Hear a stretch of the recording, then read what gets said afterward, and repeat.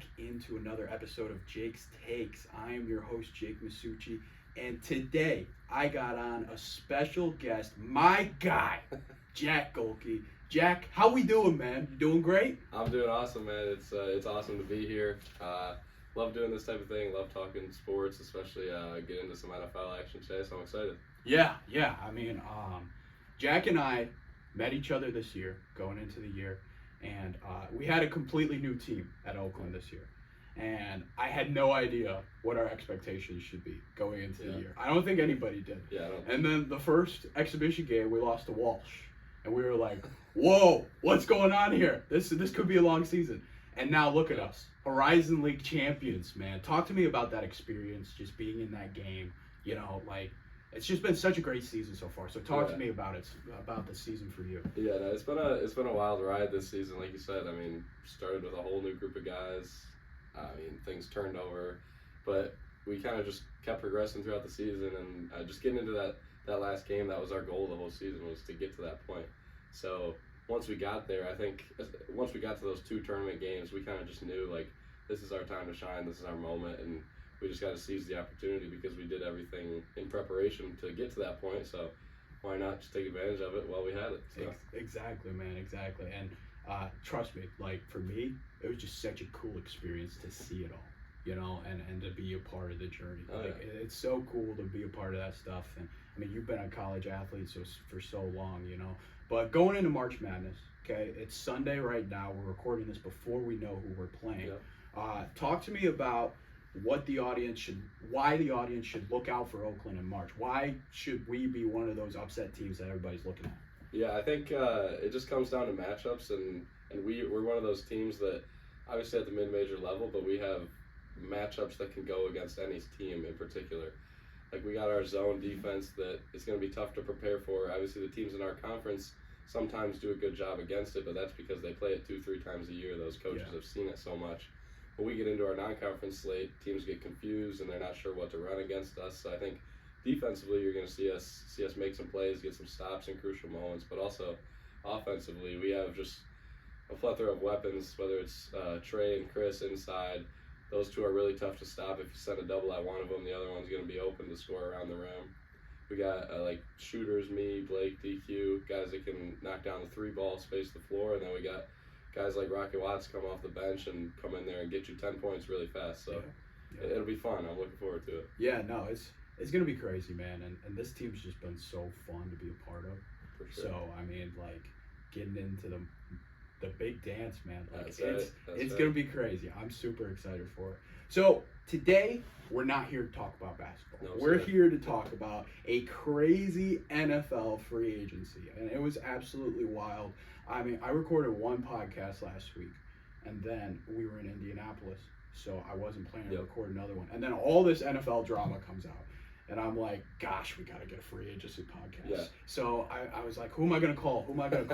And I'm like, Jack Gohlke, man. That's all we talk about. While you're shooting before practice, I'm rebounding. All we talk about is what's going on in the NFL.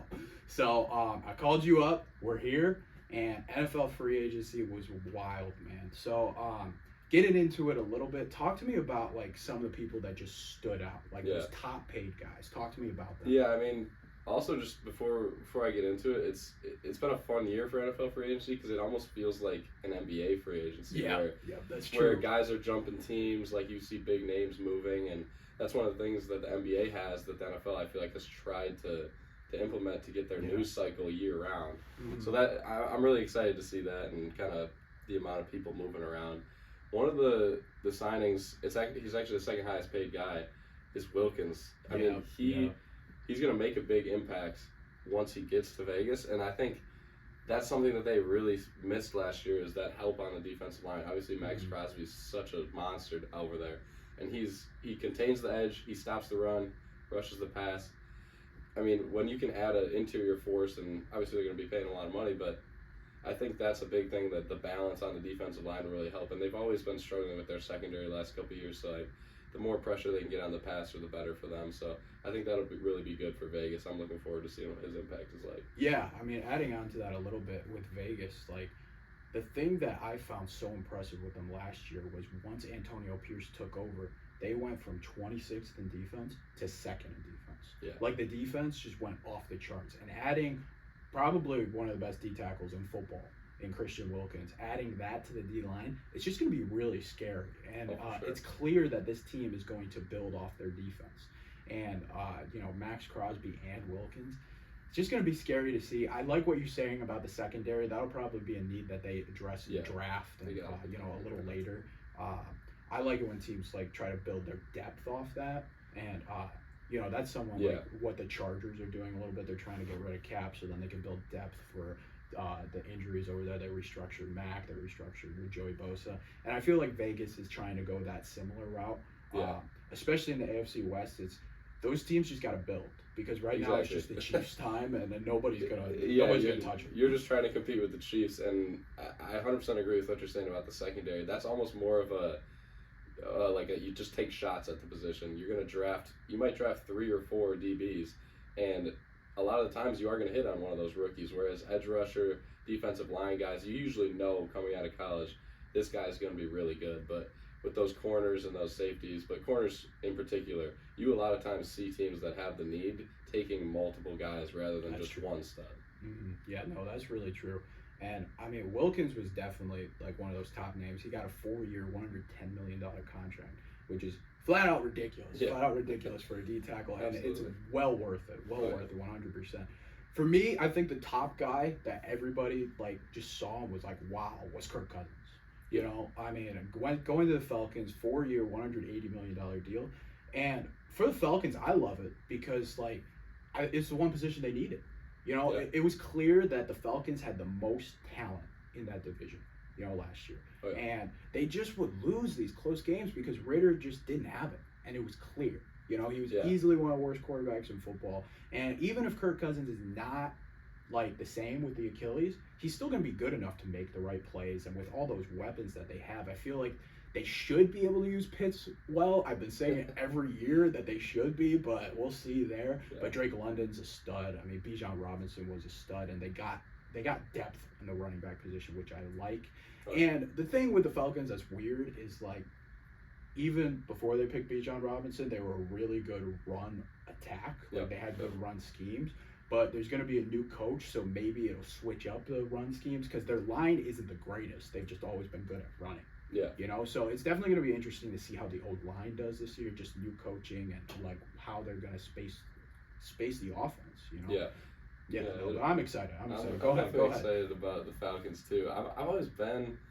Ever since they had Matt Ryan and Julio, I've always kind of liked the Falcons. They're just a fun team to watch. Usually explosive offense, and I don't know what it was, but I felt like the Vikings were kind of signaling to us this whole season that Kirk was going to be gone, and some people weren't really sure where he was going to end up. But like you said, I think Atlanta's a great landing spot for him, and obviously getting about $45 million a year, that's not a bad salary to pay nowadays for a good quarterback. It's true. By the time his deal's over, if he's still producing, that's going to be probably between a 10 and 15 highest paid quarterback deal. So that's not too bad. Yeah. And they have the weapons. Drake London has shown that he can be a wide receiver 1. If he's given a better quarterback, I think he'll really thrive. Kyle Pitts, you saw him say in the interview that he's just asking Kirk Cousins for more targets. That's all he wants, and I think he'll be able to produce once he gets those. And Bijan's just electric. You can just see. I'm usually not a big pick a running back high type of guy, but you can just see with Bijan the difference. Obviously, Tyler Algier is a good back, and he was solid last year, but when Bijan steps on the field, he's just electric. He caught a lot of balls last year. Kirk Cousins doesn't historically check the ball down too much, but Dalvin Cook and those guys in Minnesota weren't huge receiving threats, so it'll be interesting to see kind of how they utilize that offense and what they do. Yeah, I'm excited to see how Atlanta uses all those weapons. I think it's clear that they have the most talent in the NFC South. Do you think this makes them the favorite? That's a great question because obviously we're not going to talk about the Panthers. They're not going to be competing. They'd have to make a huge overhaul. I do like the Bucs a lot. I do think this probably pushes the Falcons slightly into that favorite spot, but I like the Bucs bringing back Baker. I think he's a solid option for that team. Yeah. And the Bucs and Todd Bowles, I just really like how they compete every weekend.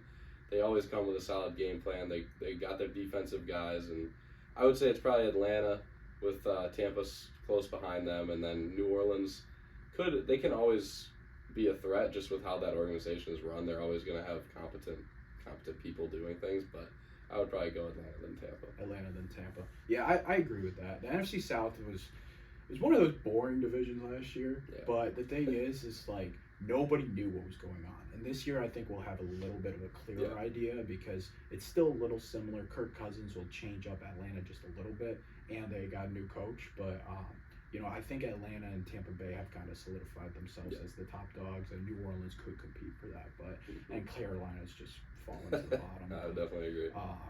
Yeah, so talking about another top-paid guy, who was another guy for you that just stood out to you? Yeah, I mean, there's a couple guys that obviously got a lot of money, but one guy that he didn't get a ton of money, but you see Patrick Queen down here, 3 for 41, which I mean, middle linebackers these days, they're not going to be making a ton of money anyway, so that's a pretty solid deal for a middle linebacker, and I think you saw his impact this year in Baltimore.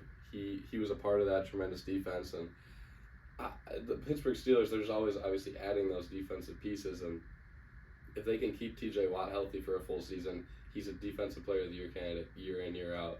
And Patrick Queen coming to kind of shore up the middle of that defense. They really struggled this year stopping the run, especially late in games. So I think that's something that's important for them, and I think Queen is at the middle linebacker position. You're not going to really be making a ton of sacks. You're not going to be making crazy plays, but if he can just limit that run game and kind of be that guy to shore up everything, I think that'll really help them. Yeah, no, this was one of my surprising moves, and that's just from the fact that it was Baltimore to Pittsburgh.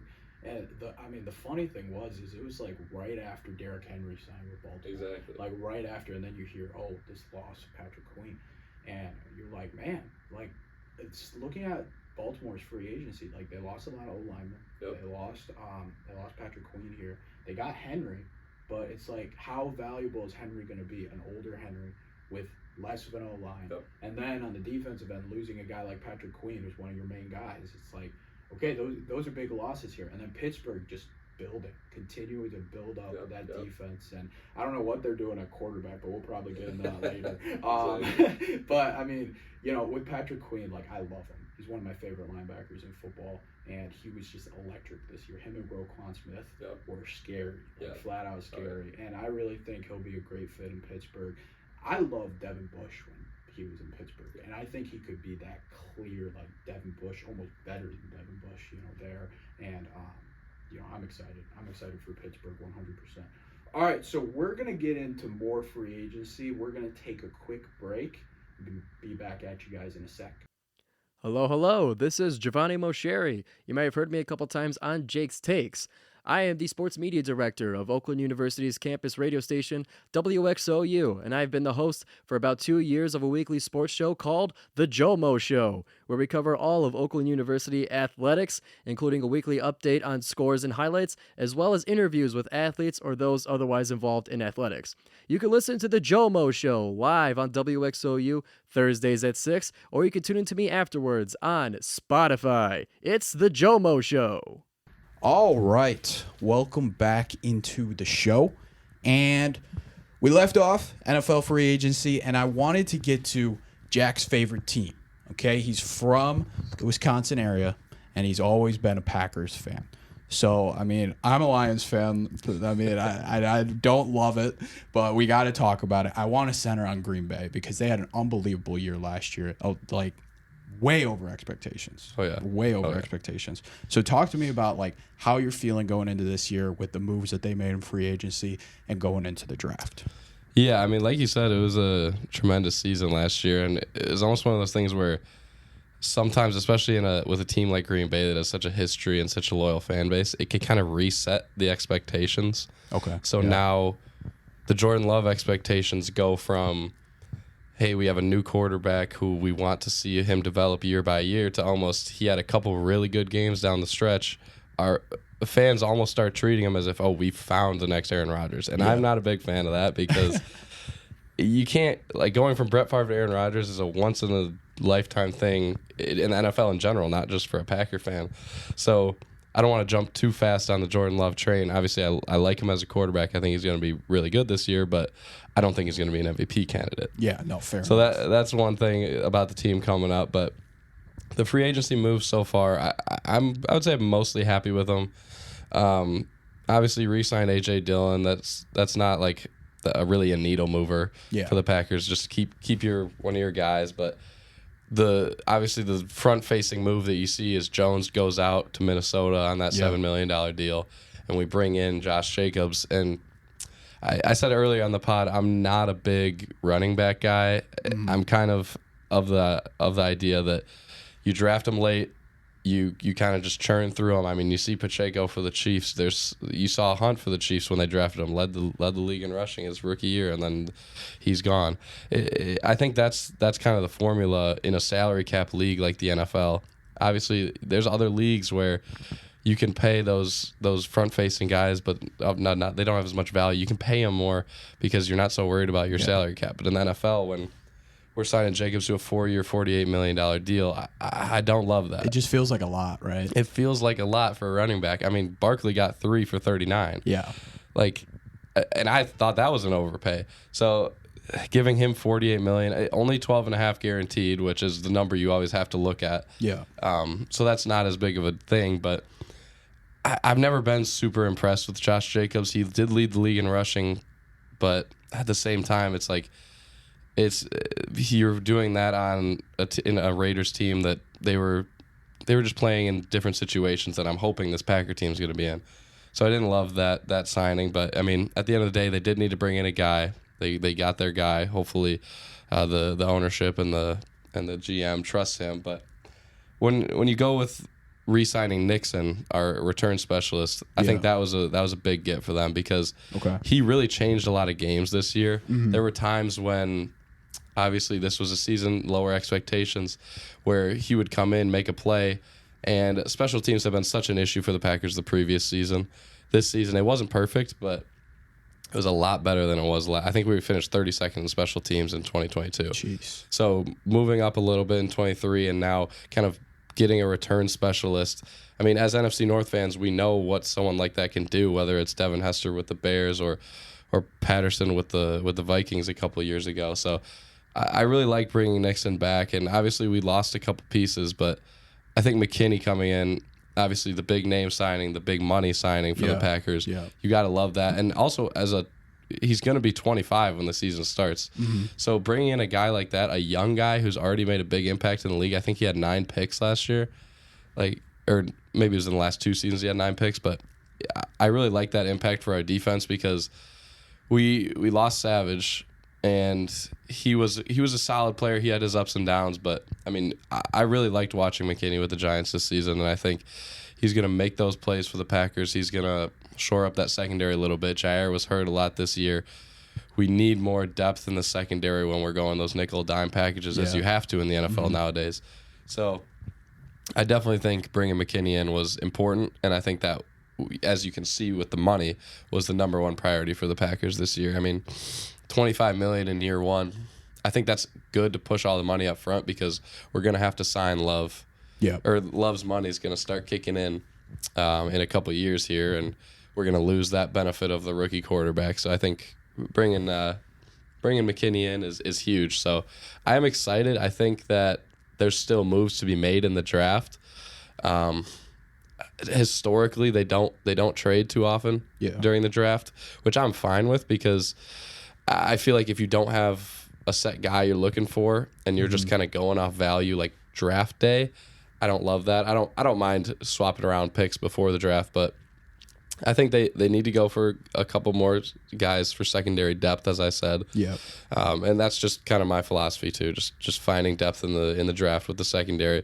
They're gonna get a comp pick or two, so that'll help in the probably 4th rounders, I'm thinking.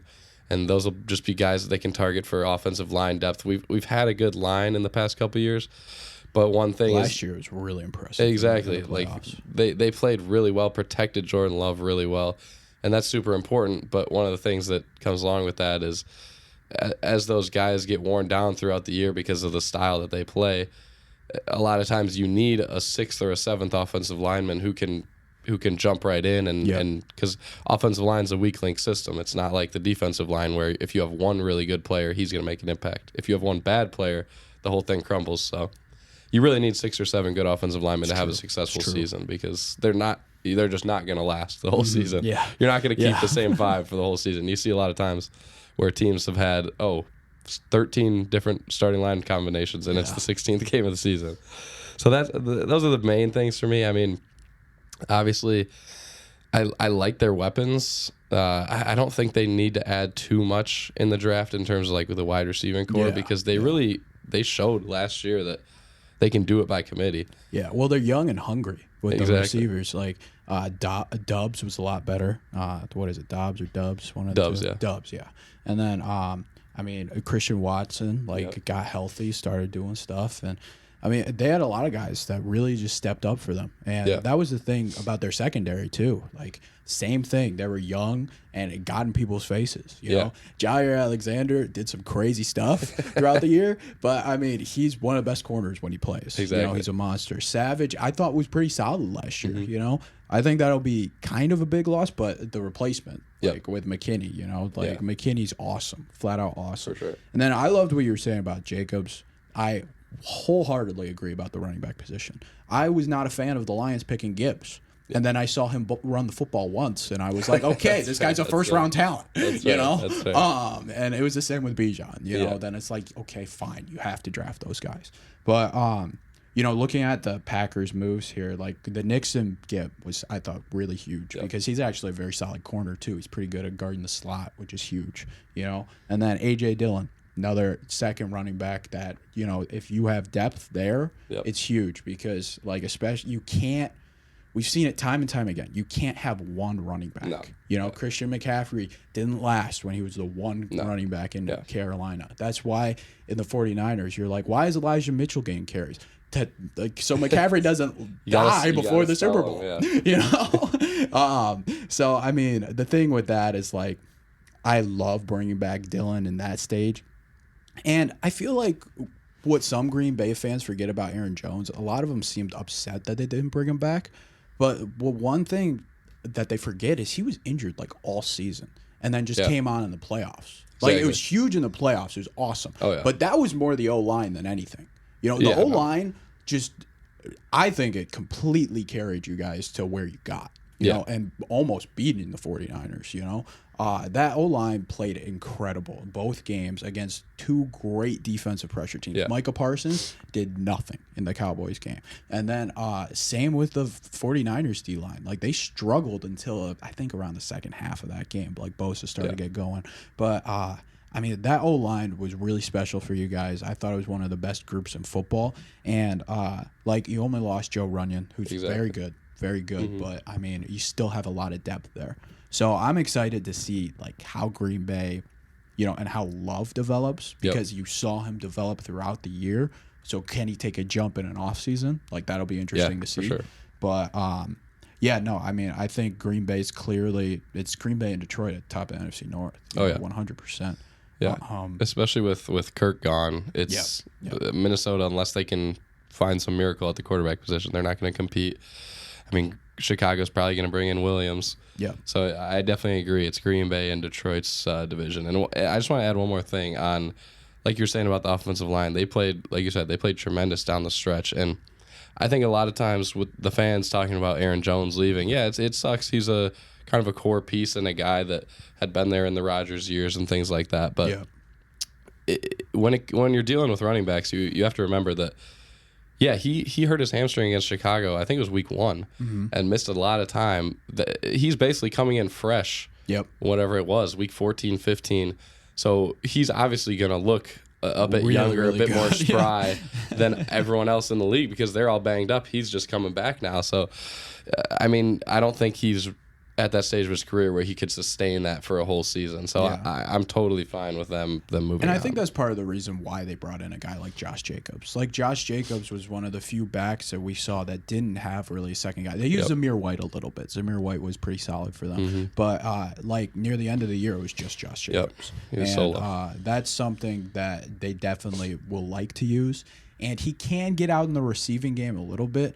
I'm kind of interested to see who they use there because Dillon's not really receiving back, more of a power back. And I feel like Jacobs is kind of a mix, a little bit more power. But, you know, I'm excited to see what LaFleur has in store. But I think part of that is LaFleur thought that Jacobs was a better fit for what he wants to do. And that's the cool thing about what Matt LaFleur has done with this team is this is his team. You know, he's proven that he's a real coach without Rodgers. And Rodgers didn't want to do his stuff. Rodgers would always always go in his own direction. And he's a great quarterback, so he can do that. But, you know, a lot of people gave LaFleur crap for those teams not getting to the next step. But maybe it was Rodgers, not LaFleur. What do you think about that? I'm curious. No, as a Packers fan, I've always gotten a lot of crap from other Packers fans that I was kind of anti-Rodgers. Okay. Obviously, I mean, you love to have a tremendous quarterback on your team, but by the end of it, I was kind of just sick of his kind of half in, half out mentality. Yeah. And you just knew that he wanted to move on. He was going to go to a new place or maybe even be done playing football. So I really was ready to move on from him and see what Jordan Love had to offer, but also see what Matt LaFleur had to offer, because you could see when Rodgers kind of accepted it. I mean, LaFleur reinvigorated his career and got him 2 MVPs. Yeah. Like, he's a tremendous coach, and winning 13 games his first couple seasons and then winning a lot more this season, including a couple playoff games. Like, I really like LaFleur as a coach. I think he's kind of underrated even in some aspects because of what he's facilitated on the defensive side of the ball as well. So I really like him for the Packers. Yeah, for sure. And the NFC North is going to be really interesting. Oh, yeah. I'm very scared of the Packers as a Lions fan. I just am. It's the truth. I'm excited to see like what the teams look like after the draft. Yep. And you know, we'll see how it plays out. But it's going to be I'm exciting. excited too. I'm still trying to you know, acknowledge that the Lions are like a real threat, a real team, because obviously they had a tremendous season and they had a good season the year before that. So they're proving that they're here to stay. But it's just, as a lifelong Packers fan, it's just, you know, it takes a little time. Yeah, no, I get it. It's weird to see the Lions this good. Trust me, the second year on the podcast, I didn't think I'd be talking about the Lions in the NFC Championship. You have no idea how happy those podcasts were and how disappointing the championship was after. But, all right, let's get into let's get into free agency moves that surprised you, okay? And I have a big list on mine. There were some crazy moves, just flat out crazy moves. So talk to me about the number one move that surprised you. Yeah, this might be a little under the radar for other people, but I've always paid a ton of attention to the 49ers lately. They've obviously been a tremendous team. I was extremely surprised by Eric Armstead. Okay. I thought he was Jacksonville, right? Yeah, went to the Jags. I think it was, let's see here, it was $51 million for 3 years. Jeez. And that's a good amount of money for a D tackle, and he's been really important to their success on the defensive side of the ball. Watching him and the way that, I mean, they lost Buckner to the Colts a couple of years ago when they had him and Buckner both on the inside. And then Armstead kind of took on a whole new level of play. And he's not in that Chris Jones and Aaron Donald level, but he's a tremendous player on that defensive line. And I think that was very surprising to me, because I thought they were going to do their best to retain him. Obviously, they have a ton of high-paid players, and you can't keep them all. You got Bosa. You got guys on offense like McCaffrey, Debo, Kittle, all those guys. So something had to break at some point. Yeah. And I get it, because they've really done a good job building their secondary, too, with Ward and all those guys. But I was really surprised to see Armstead go. Yeah, I mean, with Armstead, like, the thing about D tackles is just they don't get enough credit. They never, you know. And Chris Jones and Aaron Donald, to me, were the first time where I was like, wow, this D tackle just jumps off the page. And Armstead, he's not the guy that just jumps out because Bosa's there. Exactly. So Bosa gets all that attention. Yep. I mean, even Chase Young will get that attention too. But most of the time, the person that creates those sacks for the Bosa and the Chase Young is a guy like Eric Armstead. You know, they create the play, and you're like, man, this guy's just a monster. Yeah. And he is. Like, and it's a huge get for Jacksonville. And I love, so Jacksonville, when you're a Lions fan in the past, you had to pick a second team. Okay, that's just how it worked. Yep. And when I was like young, like I think I was like 10, I was like, I want to pick another bad team. So I picked Jacksonville because they were horrible. You did a good job picking a bad team. And so, like, I would always follow the Jaguars, and that team with Jalen Ramsey, I was in love with. Like, that team was a lot of fun. Blake Bortles, Jalen Ramsey, man, like that team was my team. I loved them. So I always love it when the Jaguars go after those defensive guys. Yep. You know, the unique Ngakwe when they had him. They had guys that were just scary and mean. Oh, yeah. You know, and I feel like building that defensive identity, I feel like only few teams like have had it. The Ravens had it, and they had it this year too. The Steelers have had it almost every year I followed football. Yeah. You know, like they just tremendous. always build it, and that's why I love the Patrick Queen move as well. You know, I feel like it's important for those teams to get guys that have that defensive dog in them, and Armstead is one of those guys. Yeah, man. He's 100%. He's just a guy, absolutely. So one of the moves that I was very just intrigued by was it's got to be Calvin Ridley to Tennessee. And that one was just weird to me because he got a lot of money. 4 years, $92 million. That's kind of crazy, man. Like, I didn't expect him to get that much just because of the production. Like, Jacksonville, it was just clear. It wasn't a great fit. You know, he was the number one guy, clearly. But Lawrence just, he hasn't gotten to the step that everybody thought Lawrence would get to.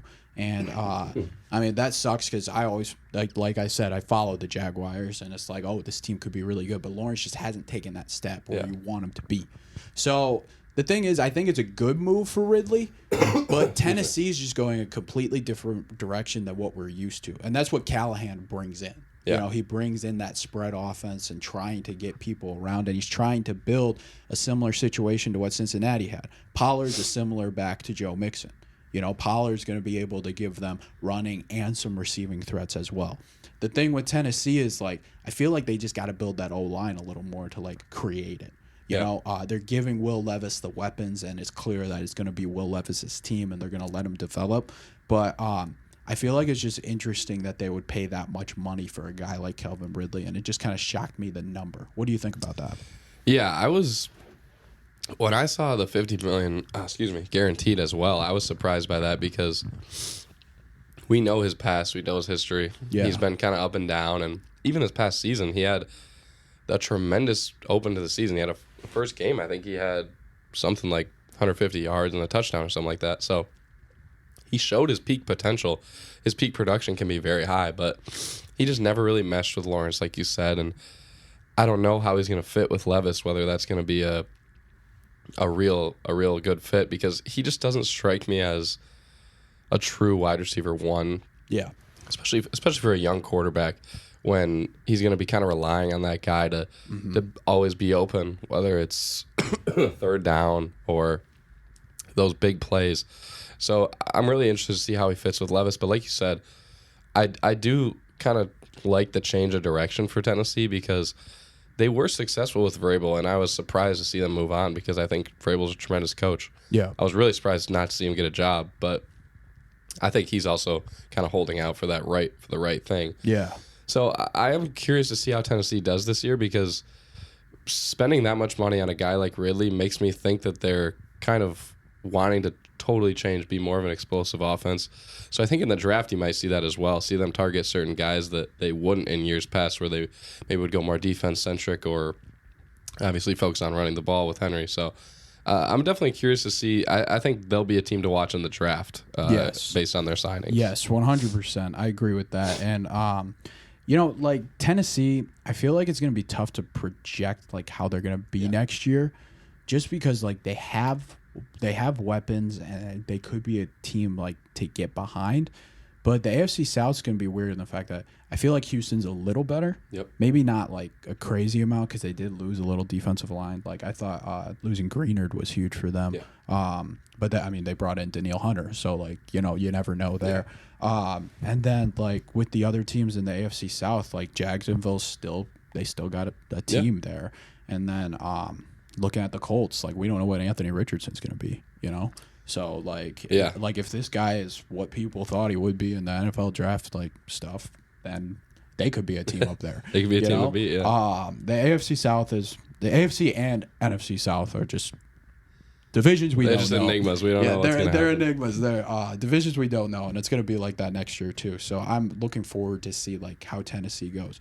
One thing I want to mention, and this was underrated news yesterday, but Vrabel actually accepted a coaching consultant job I saw with that. Cleveland. I saw that. And I thought that was one of the most underrated moves Cleveland could possibly put together. Yeah, you know, I definitely agree. I'm trying to think of I can't remember which team it was, but I know Fangio at some point was doing the same kind of thing. He was a defensive consultant for one of the more successful teams this season.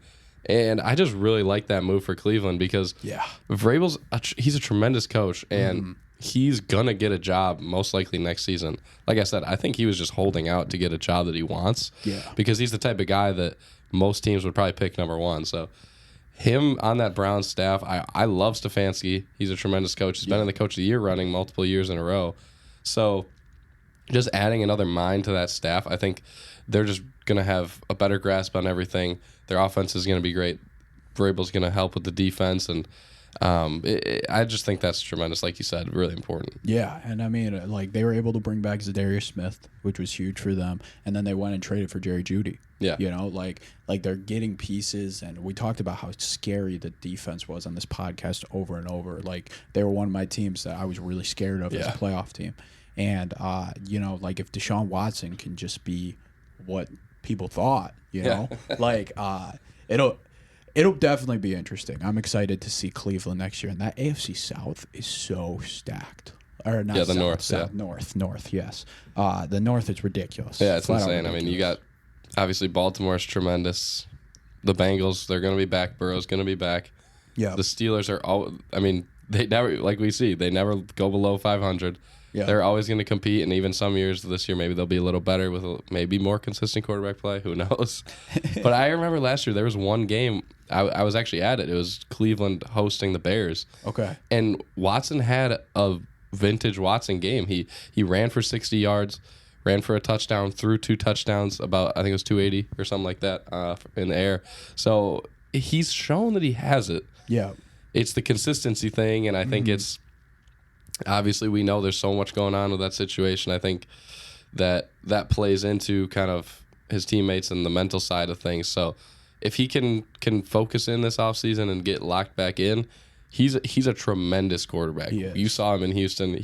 If they got that Deshaun Watson, they might be the Super Bowl favorite. It's true. We're going to take a little break, and then we're going to get into some more free agency topics.